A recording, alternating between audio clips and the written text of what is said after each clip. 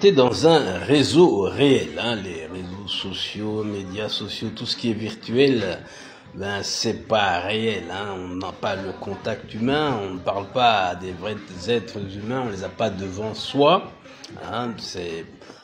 Par contre, dans les réseaux réels, hein, comme celui-là que vous voyez, ben là, on croise des gens, on fait connaissance avec des gens et on parle de tout et de rien, comme par exemple cette expression française serment d'ivrogne. J'expliquais que on entend ça depuis qu'on est tout petit, mais on comprenait pas dans le temps de quoi il s'agissait. Mais c'est en grandissant qu'on se rend compte ce que c'est.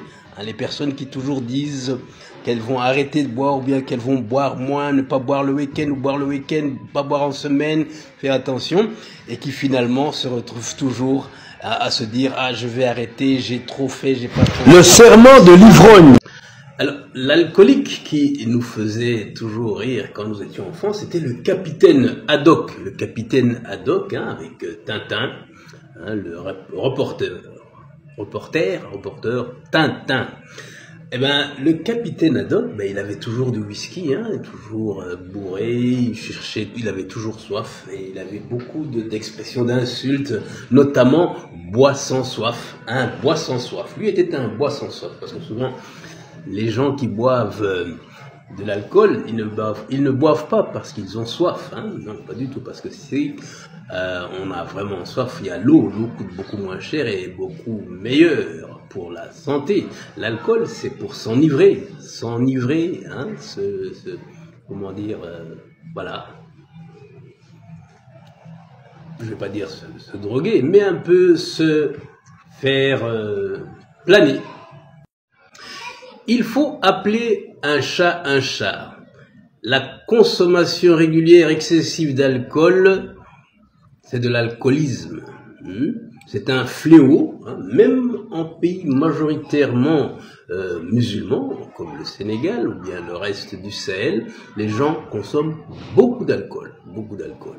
Et voilà. Alors j'ai un pote, un ami, hein, qui a une méthode pour s'arrêter de boire longuement. Il boit et puis à un moment donné, il réalise combien ça lui fait du tort, ça le dégoûte. Il est complètement dégoûté par l'alcool, mais aussi par son comportement. Et il arrête de très longs mois. Alors, comment faire? Il faut se mettre dans cette disposition, hein, de se sentir dégoûté par l'alcool et par la consommation, par cette mauvaise habitude très négative en fait. La consommation d'alcool, le monde de l'alcool, de l'alcoolisme, a beaucoup de très belles expressions comme ça, comme on dit, hein.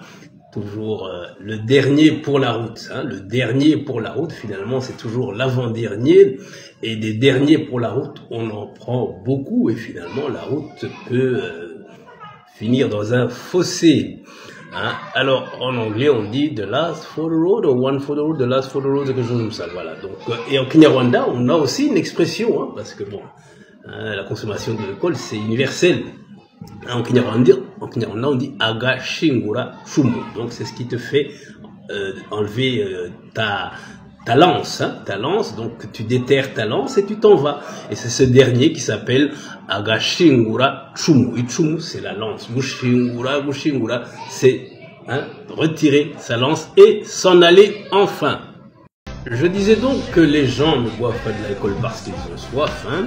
Bon, s'enivrer, ça vient peut-être après, c'est toute une ambiance, hein, le bar, l'alcool, c'est les copains, les copains qu'on se fait très facilement, hein. Vous pouvez parler avec quelqu'un dans un bar de façon très facile. Les présentations ne prennent pas beaucoup de temps et puis on partage, hein, la consommation d'alcool, du tabac, etc. Donc c'est ça, c'est tout un monde, hein, c'est tout un monde.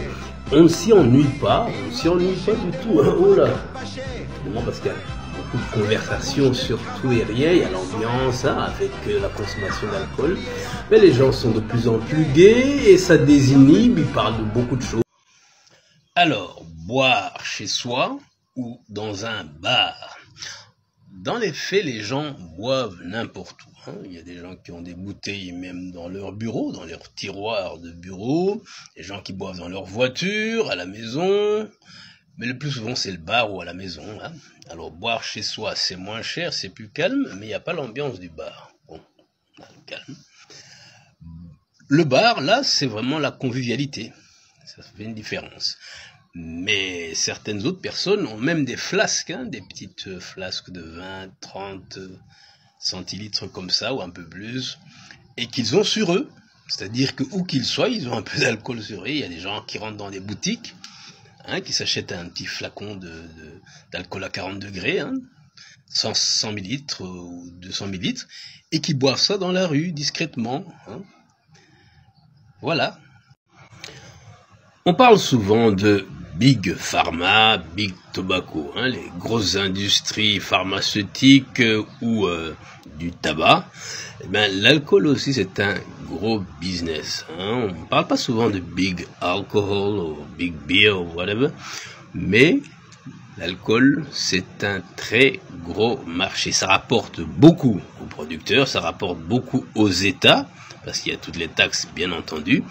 Alors, ça crée aussi des emplois, parce que dans les bars, il y a du personnel.